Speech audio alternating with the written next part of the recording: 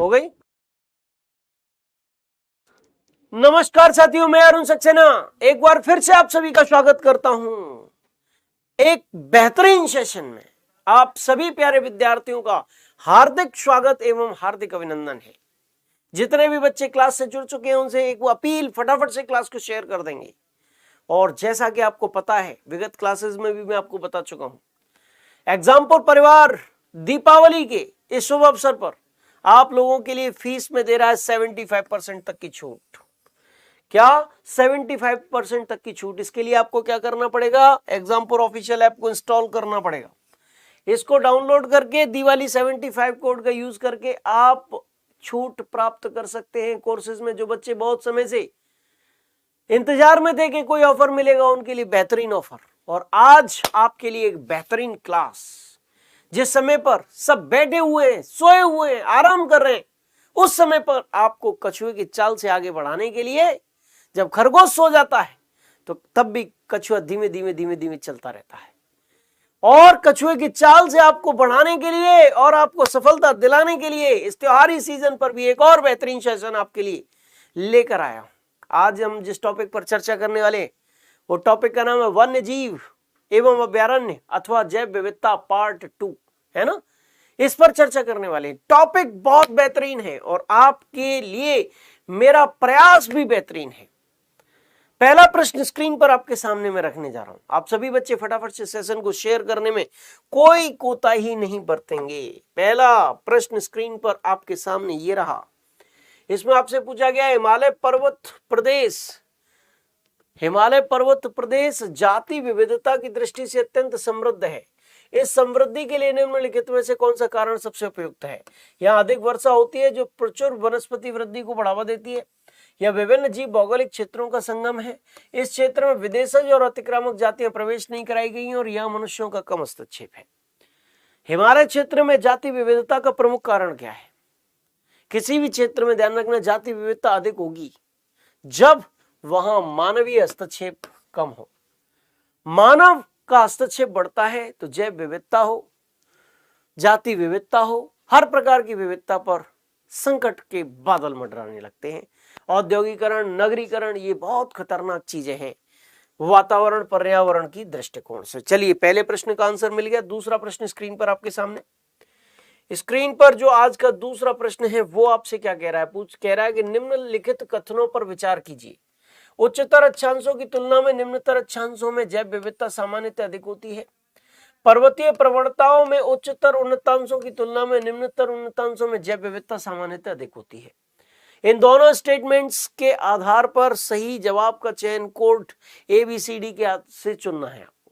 ये दोनों स्टेटमेंट सही है कि नहीं है, कि एक स्टेटमेंट सही है, इस प्रकार से कोड का चयन करके बताना है। पहला जो स्टेटमेंट है कि उच्चतर अक्षांशों की तुलना में निम्नतर अक्षांशों में जैव विविधता अधिक होती है, बिल्कुल सही बेटा। जो उच्चतर अक्षांश यानी ध्रुवीय इलाके हैं, इनकी तुलना में विषुवत रेखा के आसपास के इलाके में जैव विविधता अधिक होती है। आपने देखा ही होगा, उष्णकटिबंधीय वर्षा वन जो विषुवत रेखा के आसपास पाए जाते हैं, वह जैव विविधता सर्वाधिक पाई जाती है। बहुत सारे क्वेश्चन आते हैं। इसके बाद पर्वतीय प्रवणताओं में उच्चतर उन्नतांश का मतलब है पर्वतों की चोटियां यानी कि उच्चतर उन्नतांशों की तुलना में निम्नतर उन्नतांशों में जैव विविधता सामान्यतः अधिक होती है। ये भी सही है, क्योंकि निम्नतर उन्नतांश का मतलब घाटियों में कई सारे शहर भी बसे हुए, देहरादून, हरिद्वार, ये सब क्या है? घाटियों में बसे हुए शहर है। तो यहाँ पर जैवों की प्रजातियों की विविधता पाई जाएगी, यानी जैव विविधता चोटियों की तुलना में यहाँ पर अधिक होगी। दोनों स्टेटमेंट सही हैं और इसीलिए ऑप्शन नंबर सी इस प्रश्न का राइट आंसर हो जाएगा। बोथ A और B यानी 1 और 2 सही है। ठीक है, चलिए नेक्स्ट प्रश्न स्क्रीन पर आपके सामने। इस प्रश्न में आपसे पूछा गया कि जीव विविधता निम्नलिखित माध्यमों द्वारा मानव अस्तित्व का आधार बनी हुई है। जैव विविधता, जीवों की प्रजातियों की विविधता निम्नलिखित माध्यमों के माध्यम से मानव अस्तित्व का आधार बनी हुई है।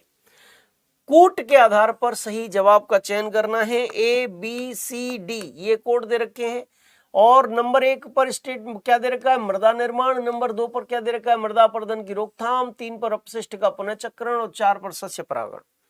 4 चीजें दे रखी हैं आपके लिए और 4 चीजों के आधार पर सही जवाब का चयन करके मुझे बताना है राइट आंसर आखिरकार क्या है। और इस प्रश्न के सत्य जवाब की चर्चा मैं आपके साथ करूं तो इस प्रश्न का जो राइट आंसर है बेटा वो ध्यान रखना 1 2 3 4 ऑप्शन नंबर डी है।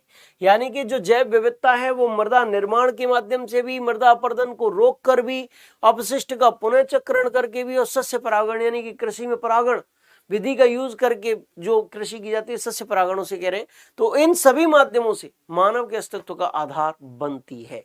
आप अच्छी तरीके से यहां पर देख सकते हैं चारों ऑप्शंस बिल्कुल सही हैं। ठीक है, चारों स्टेटमेंट्स, चारों पॉइंट्स बिल्कुल सही हैं। चलिए नेक्स्ट, चौथा प्रश्न स्क्रीन पर आपके सामने आपसे पूछा गया है कि निम्नलिखित में से कौन सा स्थल वनस्पति संरक्षण हेतु स्वस्थान पद्धति नहीं है।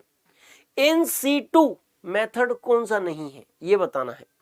जैव मंडल आरक्षित क्षेत्र यानी कि बायोस्फीयर रिजर्व, वानस्पतिक उद्यान, राष्ट्रीय पार्क और वन्य प्राणी अभ्यारण्य। Which of the following is not an in situ method for plant conservation? जल्दी से बताइए फटाफट से। अगर मैं बात करूं स्वस्थानीय संरक्षण की, जैव विविधता के संरक्षण की दो विधियां हैं, आप अच्छी तरीके से जानते हैं। पहली विधि है स्वस्थानीय संरक्षण और दूसरी जो स्थिति है वो है बाह्य स्थानीय संरक्षण।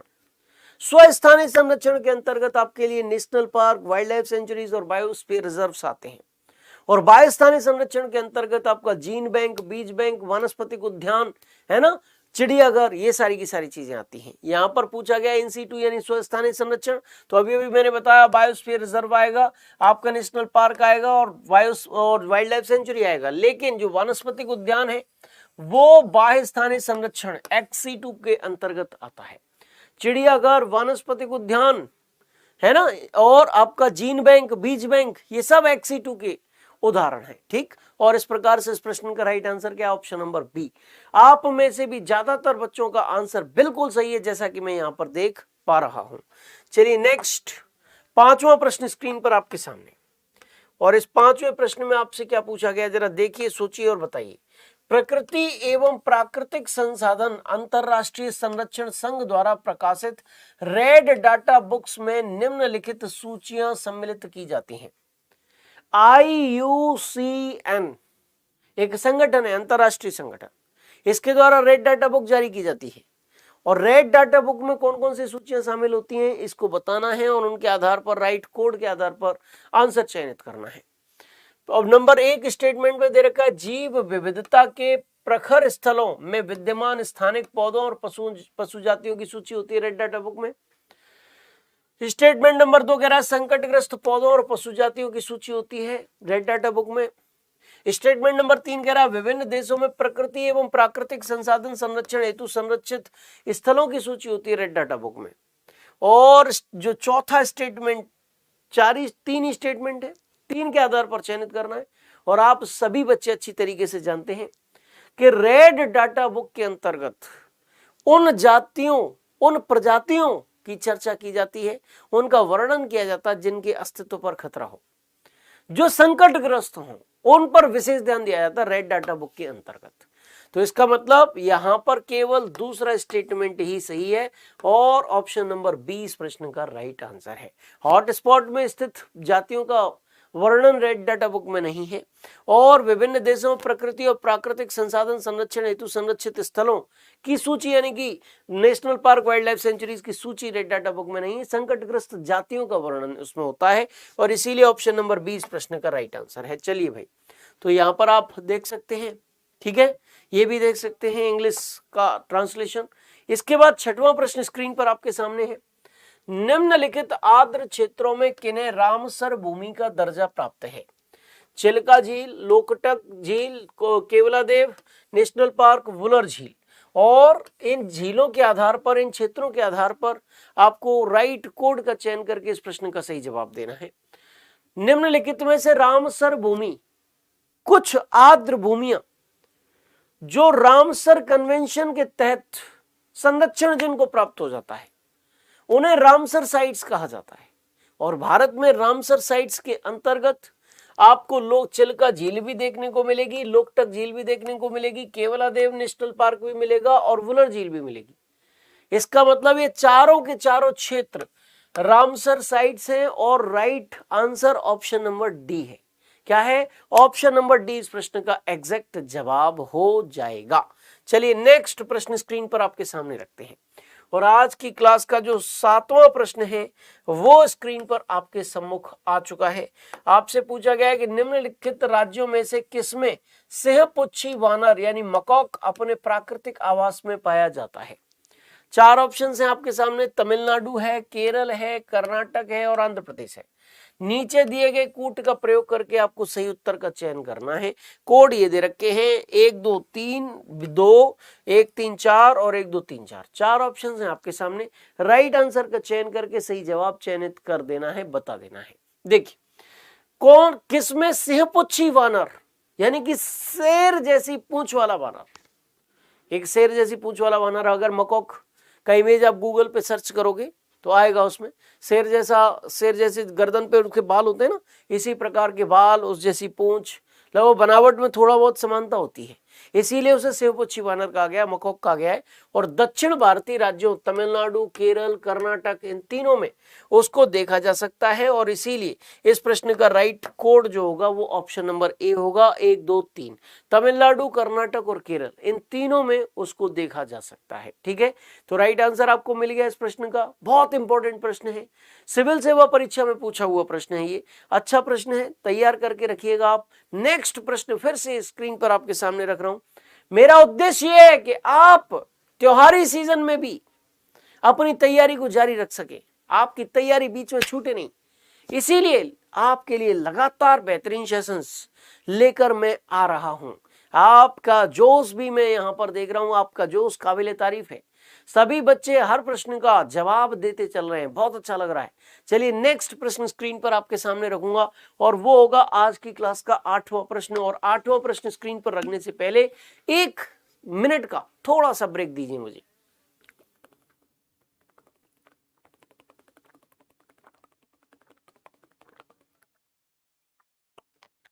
चलिए बढ़ते हैं आगे। तो अगला महत्वपूर्ण प्रश्न स्क्रीन पर आपके सामने रखना है, जो कि ये रहा। क्या पूछा गया है आपसे? आपसे पूछा गया है कि निम्नलिखित में से कौन से किसी भौगोलिक क्षेत्र में जैव विविधता के लिए संकट हो सकते हैं? कौन कौन सी चीजें जो हैं इन स्टेटमेंट्स में वो बायोडायवर्सिटी के लिए खतरा है, ये बताना है। वैश्विक तापन यानी कि ग्लोबल वार्मिंग, आवास का विखंडन यानी कि जो हैबिटेट्स है, जो घर है, हाउसेस, उनका टूट फूट, विदेशी जातियों का संक्रमण या आक्रमण, शाकाहार को प्रोत्साहन, जैव विविधता के लिए कौन कौन सी चीजें संकट हो सकते हैं, ये बताइए। आप अच्छी तरीके से जानते हैं कि शाकाहार को प्रोत्साहन देना जैव विविधता के लिए संकट नहीं है, बढ़ाएगा ही जैव विविधता को। हम मांसाहार खाते हैं, मांसाहारी होते हैं तो जीवों को मार के खा जाते हैं, तो वो जैव विविधता के लिए संकट है, लेकिन शाकाहार को प्रोत्साहन जैव विविधता के लिए संकट नहीं है। बाद बाकी ग्लोबल वार्मिंग होगी तो बहुत सारी प्रजातियां ऐसी हैं जो अपने आप को बदलती जलवायु में नहीं ढाल पाएंगी, संकट पैदा होगा तो जैव विविधता पर खतरा पैदा होगा। आवास का विखंडन, मान लो नगरीकरण के कारण हम आवासों, प्राकृतिक आवासों को छीनते हैं और मानवीय जो कॉलोनी है, घर है, मकान है, उनका क्षेत्र विस्तृत करते हैं, तो ऐसी स्थिति में जैव विविधता पर खतरा उत्पन्न होगा। और विदेशी जातियों का अगर आक्रमण होता होगा तब भी जैव विविधता के लिए खतरा होगा। कहने का मतलब 1 2 3 जो पॉइंट है वो इस प्रश्न का सही जवाब है। इनके कारण किसी क्षेत्र की जैव विविधता पर संकट उत्पन्न हो सकता है, लेकिन शाकाहार को प्रोत्साहन देने पर जैव विविधता पर संकट उत्पन्न नहीं होगा। चलिए नेक्स्ट प्रश्न स्क्रीन पर आपके सामने आज की क्लास का है 9वां प्रश्न। और आज की क्लास का जो 9वां प्रश्न है वो आपसे क्या कह रहा है, जरा सोच समझ के अच्छी तरीके से इस प्रश्न का जवाब आप दीजिएगा। भारत में जैव विविधता की दृष्टि से धनी स्थान है। India has a rich place in terms of biodiversity. पश्चिमी घाट, पूर्वी घाट, थार रेगिस्तान, बंगाल की खाड़ी। आप जानते हैं कि जब भी क्वेश्चन आता है कि भारत में जैव विविधता की दृष्टि से सबसे संपन्न स्थान कौन सा है, तो आप आंसर लगाते हैं शांत घाटी, मौन घाटी अथवा साइलेंट वैली को, है ना। लेकिन यहां शांत घाटी, मौन घाटी अथवा साइलेंट वैली नाम का कोई ऑप्शन नहीं है, लेकिन यहां पर उससे संबंधित क्षेत्र जरूर दे रखा है और वो है पश्चिमी घाट। और इसीलिए इस प्रश्न का राइट आंसर ऑप्शन नंबर ए है। क्या है? पश्चिमी घाट। जैव विविधता की दृष्टि से इन चारों स्थलों में सबसे ज्यादा महत्वपूर्ण है। ठीक है, तो इस प्रश्न का भी 9वां प्रश्न भी आपके लिए काफी इंपॉर्टेंट प्रश्न था, आपसे कभी भी प्रतियोगी परीक्षाओं में पूछा जा सकता है। अगला महत्वपूर्ण प्रश्न स्क्रीन पर आपके सामने ये रहा। 10वां प्रश्न है आज की क्लास का, क्या आपसे पूछ रहा है जरा देखिए। पूछा गया निम्नलिखित में से कौन एक किसी प्रजाति के विलोपन के लिए उत्तरदायी नहीं है। यानी कि 4 पॉइंट्स दे रखे हैं, स्टेटमेंट्स दे रखे हैं, ऑप्शंस दे रखे हैं, इनमें से कोई एक ऐसा है जो किसी प्रजाति को खतरा नहीं पहुंचाता और बाद बाकी 3 ऐसे हैं जो प्रजाति को खतरा पहुंचाता है। ये बताइए कौन सा है। चांटिए व्यापक निक यानी कि ब्रॉड निक, बड़े आकार वाला शरीर लार्ज बॉडी, संकुचित निक कंप्रेस्ड निक, और आनुवंशिक भिन्नता की कमी lack of genetic variation. 4 option है आपके सामने। आनुवंशिक भिन्नता की कमी होगी तो निश्चित तौर पर किसी क्षेत्र की प्रजाति के विलोपन हो सकता है। संकुचित निक यानी कि जो स्थान है रहने के लिए वो संकुचित होगा तो विलोपन हो सकता है, सही बात है। और अगर जैसे शरीर का आकार बहुत बड़ा हो और स्थान छोटा हो तब भी विलोपन हो सकता है ना। आकार बड़े बड़े आकार के लोग होंगे तो एक क्षेत्र में कम ही संख्या आ पाएगी ना उनकी, है ना। लेकिन व्यापक निक अगर है तो किसी प्रजाति के विलोपन की संभावना कम रहेगी। ब्रॉड निक क्या होता है, किसी जीवों की विशेष प्रजाति के रहने का जो मूल स्थान है या निवास स्थान है उसको हम निक के तौर पर यहां पर जान रहे हैं। ठीक है, तो ऑप्शन नंबर ए इस प्रश्न का राइट आंसर है। ठीक है, तो इस प्रश्न का सही जवाब आपने जान लिया। अगला महत्वपूर्ण प्रश्न भी आपकी प्रतीक्षा कर रहा है। 11वां प्रश्न आपसे क्या कह रहा है जरा देख लीजिए और सोच समझ के इस प्रश्न का सही जवाब मुझे दीजिएगा। जैव विविधता के साथ साथ मनुष्य के परंपरागत जीवन के संरक्षण के लिए सबसे महत्वपूर्ण रणनीति निम्नलिखित में से किस एक की स्थापना करने में निहित है। ऑप्शन नंबर ए जीवमंडल निचय यानी कि biosphere reserves, option number B वानस्पतिक उद्यान, ऑप्शन नंबर सी है राष्ट्रीय उपवन और ऑप्शन नंबर डी है वन्य जीव अभ्यारण्य। 4 ऑप्शन हैं आपके सामने। जल्दी से आप लोगों को इस प्रश्न का राइट आंसर लगाना है। और जैसा कि मैं बता चुका हूं इन सीटू संरक्षण के अंतर्गत जो बायोस्फीयर रिजर्व्स होते हैं उनमें किस प्रकार से संरक्षण किया जाता है, मैं आपको परिभाषा भी बताई थी इसकी परिभाषा यह है कि ऐसे क्षेत्र जहां वन्य जीवन पेड़ पौधे और वनस्पतियों के साथ साथ वहां पर रहने वाले आदिवासियों के पारंपरिक ढंग को भी संरक्षित किया जाए, उन स्थानों को हम कहते हैं बायोस्फीयर रिजर्व, जैवमंडल आरक्षित क्षेत्र। क्या कहते हैं? जैवमंडल आरक्षित क्षेत्र कहते हैं। और जैवमंडल आरक्षित क्षेत्र ही इस प्रश्न का राइट आंसर होगा। परिभाषा के अनुसार ही यहाँ पर पूछा गया है कि जैव विविधता के साथ साथ मनुष्यों के यानी कि आदिवासियों के जो उस जंगल में रह रहे हैं उनके परंपरागत ढंग को संरक्षित करने का काम बायोस्फीयर रिजर्व्स में होता है।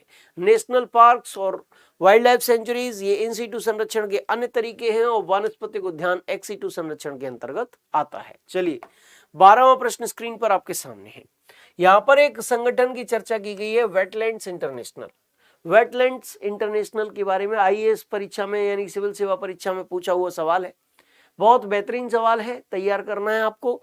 क्या आपसे पूछा गया जरा देखिएगा।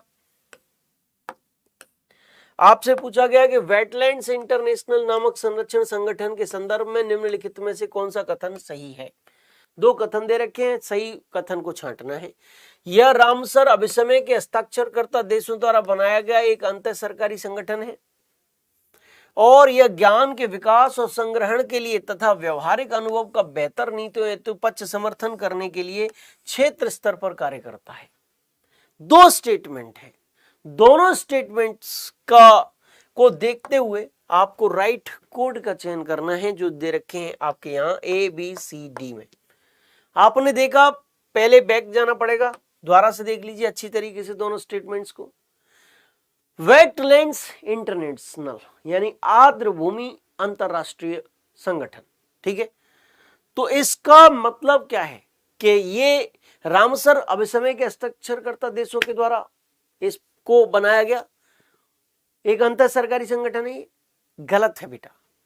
अगर किसी संगठन का नाम वेटलैंड्स इंटरनेशनल है तो इसका मतलब ये नहीं कि वो रामसर कन्वेंशन से ही संबंधित होगा या उसके हस्ताक्षरकर्ता देशों से ही संबंधित होगा। ये स्टेटमेंट नंबर 1 गलत है, ध्यान रखना। जो दूसरी चीज है, यह ज्ञान के विकास और संग्रहण के लिए तथा व्यवहारिक अनुभव का बेहतर नीतियों हेतु पक्ष समर्थन करने के लिए क्षेत्र स्तर पर कार्य करता है। ये बिल्कुल सही है और विशेष ध्यान दीजिएगा आप, केवल और केवल दूसरा स्टेटमेंट जो है वो सही है और इसीलिए ऑप्शन नंबर बी इस प्रश्न का राइट आंसर है, सही जवाब है। कौन सा सही जवाब है? ऑप्शन नंबर बी सही जवाब है। आप ध्यान रखना, सिविल सेवा परीक्षा में पूछा हुआ प्रश्न स्क्रीन पर आपके सामने है और आपको राइट आंसर भी पता चल चुका है। चले नेक्स्ट प्रश्न स्क्रीन पर आपके सामने आपसे पूछा गया, संयुक्त राष्ट्र संघ ने निम्नलिखित में से किसे 2011 से 2020 तक के लिए एक दशक निर्दिष्ट किया? 2011 से 2020 तक का जो पिछला दशक है उसको किस नाम से यूएन के द्वारा जाना गया? जल्दी से बता दीजिए, किस नाम से पुकारा गया उस दशक को, उस डिकेड को?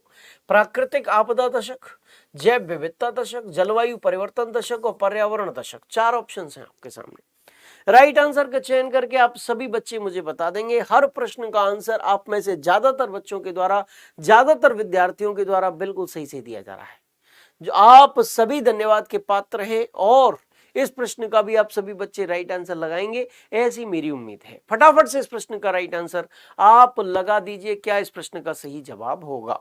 और अगर इस प्रश्न के सही जवाब की चर्चा मैं आपके साथ करूं तो ध्यान रखना बेटा, इस प्रश्न का राइट आंसर है option number B.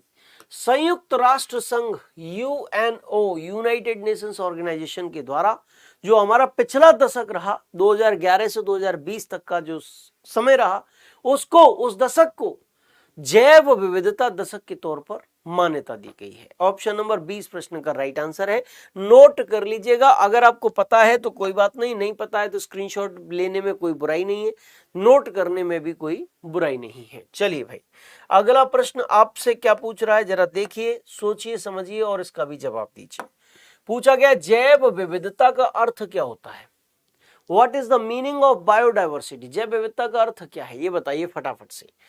Biodiversity means विभिन्न प्रकार के पादप एवं वनस्पति, विभिन्न प्रकार के जंतु, एक निर्धारित क्षेत्र में विभिन्न प्रकार के पादप एवं जंतु और विभिन्न प्रकार के विदेशगत पादप एवं जंतु। 4 ऑप्शंस आपके सामने हैं। राइट आंसर का चयन करके आप इस प्रश्न का जवाब लगा देंगे।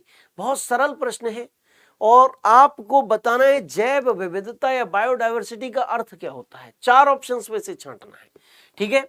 और इस प्रश्न का राइट आंसर मैं आपसे लेता हूं। आप लोगों में से ज्यादातर लोगों ने इस प्रश्न का सही जवाब लगाया है, जैसा कि मैं यहां पर देख पा रहा हूं। बहुत बहुत धन्यवाद, थैंक यू वेरी मच। मुझे आपसे यही उम्मीद थी। एक निर्धारित क्षेत्र में विभिन्न प्रकार के पादप एवं जंतुओं को ही या उनकी संख्या को ही जैव विविधता कहा जाता है। जैव विविधता से सामान्य तौर पर अभिप्राय क्या है, आप अच्छी तरीके से समझ सकते हैं। जीवों की प्रजातियों की विविधता ही जैव विविधता है। क्या? जीवों की प्रजातियों की विविधता ही क्या है बेटा जी? जैव विविधता कहलाती है। जैव विविधता के तौर पर उसे जाना जाता है। तो इस प्रश्न का सही जवाब आपने अच्छी तरीके से दिया, इसके लिए आप सभी बधाई के पात्र हैं, सभी धन्यवाद के पात्र हैं। नेक्स्ट प्रश्न स्क्रीन पर आपके सामने है। आपसे पूछा गया है, एक इंपॉर्टेंट प्रश्न है, ध्यान रखिएगा। आपसे पूछा गया है कि निम्नलिखित में से किसने सर्वप्रथम बायोडायवर्सिटी शब्द का प्रयोग किया था? निम्नलिखित में से किसने सबसे पहले जो जैव विविधता शब्द है, बायोडायवर्सिटी शब्द है, उसका प्रयोग किसने किया था? Who among the following used the term biodiversity for the first time?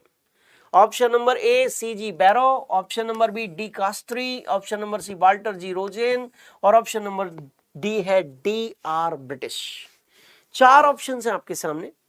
सही जवाब का, सत्य जवाब का चयन करके आप लोगों को बता देना है।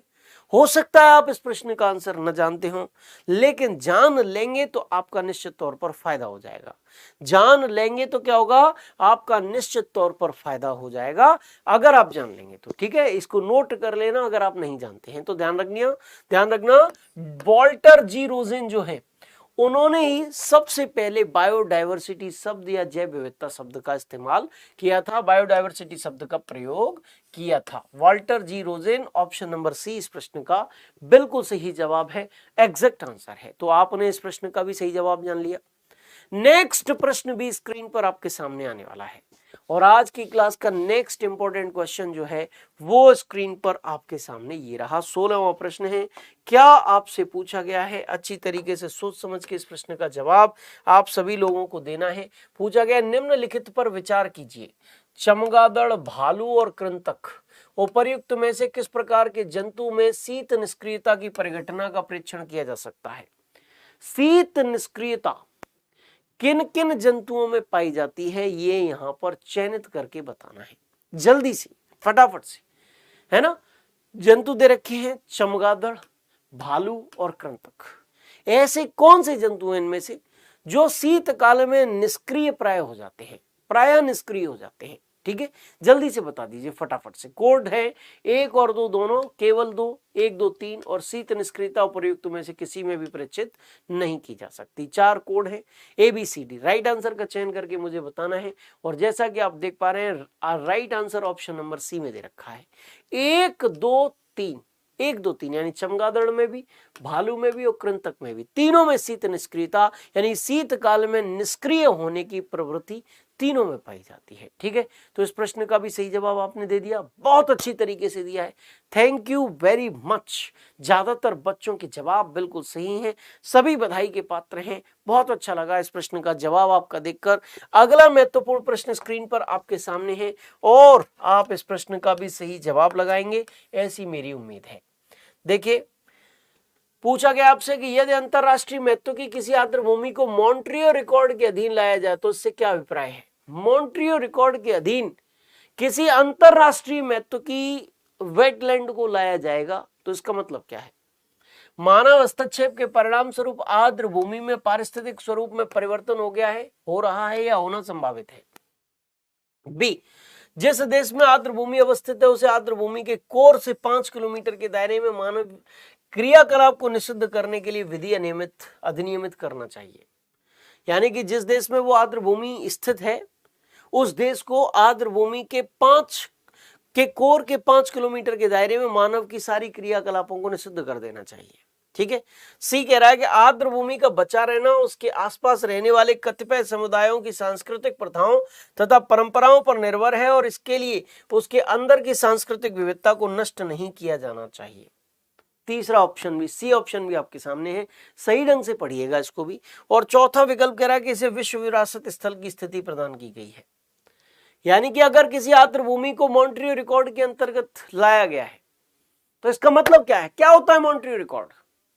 मॉन्ट्रियो रिकॉर्ड में अगर किसी आर्द्रभूमि को लाया गया है तो इसका मतलब है बेटा कि मानव हस्तक्षेप के परिणाम स्वरूप आर्द्रभूमि में पारिस्थितिक स्वरूप में परिवर्तन हो गया है, हो रहा है या होना संभावित है। ऐसी आर्द्रभूमियां जिन पर खतरा मंडरा रहा हो, मानव हस्तक्षेप जहां बढ़ रहा हो, उन आर्द्रभूमियों को मॉन्ट्रियो रिकॉर्ड्स के अंतर्गत लाया जाता है। उन आर्द्रभूमियों के संरक्षण पर विशेष जोर देने की जरूरत होती है। ऐसी आर्द्रभूमियों को मॉन्ट्रियो रिकॉर्ड के अंतर्गत लाया जाता है। ध्यान रखना, आर्द्रभूमियां अगर आपने पढ़ी हैं, वेटलैंड्स आपने पढ़े हैं और इसके बावजूद भी आपने रामसर कन्वेंशन को तो पढ़ लिया, मॉन्ट्रियो रिकॉर्ड को नहीं पढ़ा है तो पढ़ लीजिएगा, मोस्ट इंपॉर्टेंट चीज है। और ये कब आर्द्रभूमियों को, वेटलैंड्स को मॉन्ट्रियो रिकॉर्ड में लाया जाता है ये मैंने यहां पर बता दिया। ऑप्शन नंबर ए इस प्रश्न का एग्जैक्ट आंसर है। ठीक है, चलिए तो आपको एक बेहतरीन जानकारी आज की इस क्लास में मिली प्रश्न नंबर 17 के माध्यम से। 18वां प्रश्न भी आपके सम्मुख आने वाला है, आपसे कुछ पूछ रहा है। देखिए, पूछा गया है कि निम्नलिखित में से किन में प्रवाल भित्तियां हैं। प्रवाल भित्तियां हैं किन क्षेत्रों में ये बताइए। नीचे दिए गए कोड का प्रयोग करके सही उत्तर चयनित कीजिए। ये कोड दे रखे हैं 1 2 3 2 4 1 3 1 2 3 4, ये कोड है ABCD। पहला क्षेत्र है अंडमान निकोबार द्वीप समूह, दूसरा क्षेत्र है कच्छ की खाड़ी, तीसरा क्षेत्र है मन्नार की खाड़ी और चौथा क्षेत्र है सुंदरवन। 4 क्षेत्र दे रखे हैं। प्रवाल भित्तियां किन क्षेत्रों में या किन क्षेत्रों के आसपास पाई जाती हैं, ये चयनित करके मुझे बताना है। सबसे पहले आप अच्छी तरीके से जानते ही होंगे प्रवाल भित्तियां होती क्या है। प्रवाल या मूंगा नामक जीव के अस्थिपंजरों के कारण यानी कि उनके जमाव के कारण निर्मित भित्तियां प्रवाल भित्तियां कहलाती हैं। संसार की सबसे लंबी प्रवाल भित्ति को भी आप जानते होंगे, ग्रेट बैरियर रीफ, जो ऑस्ट्रेलिया के उत्तर पूर्व में स्थित है, वो सबसे लंबी प्रवाल भित्ति है। और भारत के आसपास के 4 क्षेत्र दिए गए हैं, उनमें से ध्यान रखना अंडमान निकोबार द्वीप समूह के आसपास भी प्रवाल भित्तियां पाई जाती हैं। कच्छ की खाड़ी के आसपास भी प्रवाल भित्तियां हैं। मन्नार की खाड़ी जो भारत और श्रीलंका के बीच है, उसके आसपास भी प्रवाल भित्तियां हैं। लेकिन सुंदरवन एक डेल्टा है जो कि आपका कहां पाया जाता है, पश्चिम बंगाल, बांग्लादेश, इनमें विस्तृत है। इसके आसपास प्रवाल भित्तियां नहीं है और इसीलिए इस प्रश्न का राइट आंसर क्या होगा, ऑप्शन नंबर ए होगा, only 1, 2 and 3। Only 1, 2 and 3, option number ए इस प्रश्न का राइट कोड होगा। अंडमान निकोबार द्वीप समूह के आसपास भी पाई जाएंगी, कच्छ की खाड़ी में के आसपास भी पाई जाएंगी और मन्नार की खाड़ी के आसपास भी पाई जाएंगी, लेकिन सुंदरवन में नहीं है। ठीक है, इसीलिए 1, 2, 3 इस प्रश्न का राइट आंसर है। चलिए भैया, अगला प्रश्न स्क्रीन पर आपके सामने ये रहा। इसमें आपसे क्या पूछा गया, जरा देखिए, सोचिए, समझिए और जवाब दीजिए। निम्नलिखित अंतरराष्ट्रीय करारों पर विचार करना है आपको। कुछ इंटरनेशनल एग्रीमेंट्स दे रखे हैं, सबसे पहले उनको पढ़िए और फिर विचार करना है। देखिए क्या कह रहा है प्रश्न आप आगे। खाद्य एवं कृषि हेतु पादप आनुवंशिक संसाधनों के विषय में अंतरराष्ट्रीय संधि, मरुभवन का सामना करने हेतु संयुक्त राष्ट्र अभिसमय और विश्व विरासत अभिसमय, उपर्युक्त में से कौन सा या कौन से जैव विविधता से संबंधित हैं या संबंध रखते हैं। कोड के आधार पर चयनित करना है। कोड ये दे रखे हैं A, B, C, D, 4 options हैं। राइट आंसर का चयन करके आप लोग मुझे बताएंगे कि इस प्रश्न का सही जवाब आखिरकार क्या है। और अगर इस प्रश्न के एग्जैक्ट आंसर की चर्चा मैं आपके साथ करूं तो ध्यान रखना, इस प्रश्न का जो सही जवाब है वो यहां पर ऑप्शन नंबर डी में मिल रहा है।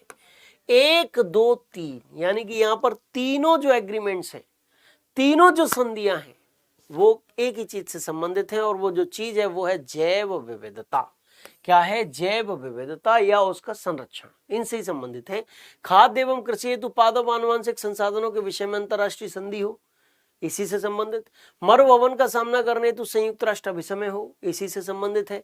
विश्व विरासत अभिसमय हो, इसी से संबंधित है। आप नाम से ही समझ रहे हैं ये सारे के सारे पॉजिटिव एग्रीमेंट्स हैं और कहीं ना कहीं बायोडायवर्सिटी का संरक्षण करने से संबंधित है। चलिए नेक्स्ट, 21वां प्रश्न आज की क्लास का आपके सामने है। आपसे पूछा क्या गया है, जरा देखिए और सोचिए, सोच समझकर इसका जवाब दीजिए। जैव विविधता में परिवर्तन होता है, कब होता है? बायोडायवर्सिटी में चेंजिंग कब होती है? बायोडायवर्सिटी चेंजेस, ऑप्शन नंबर ए भूमध्य रेखा की तरफ बढ़ती है, ऑप्शन नंबर बी भूमध्य रेखा की तरफ घटती है, ऑप्शन नंबर सी पृथ्वी पर एक समान रहती है और ऑप्शन नंबर डी ध्रुवों की तरफ बढ़ती है। 4 ऑप्शन हैं आपके सामने। आपसे इसी प्रकार का प्रश्न आज की क्लास के पहले प्रश्न में भी इसी प्रकार की चर्चा हुई थी। मैंने आपको बताया था कि जो जैव विविधता है वो उच्चतर अक्षांशों में कम होती है, यानी ध्रुवीय क्षेत्रों के आसपास कम होती है, और जो निम्नतर अक्षांश हैं, ये वाले जो अक्षांश हैं, विषुवत रेखा है उसके आसपास के जो क्षेत्र हैं, वहां जैव विविधता ज्यादा रहती है। और वहां चूंकि जैव विविधता ज्यादा रहती है, इसी कारण क्या होगा कि ये आंसर हो जाएगा कि ध्रुवों से विषुवत रेखा की ओर जैव विविधता बढ़ती है।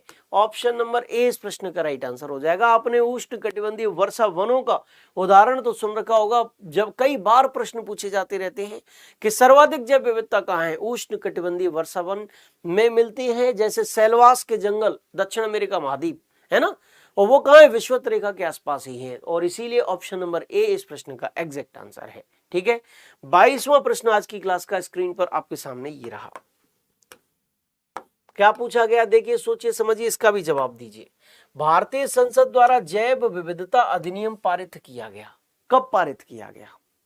मई 2000 में, दिसंबर 2002 में, जनवरी 2004 में और अक्टूबर 2008 में। Biodiversity act was passed by the Indian parliament in, 4 option है आपके सामने।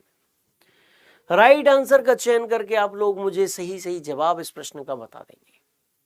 पूछा गया है कि भारतीय संसद द्वारा जैव विविधता अधिनियम कब पारित किया गया, कब इसको पारित किया गया ये बताना है।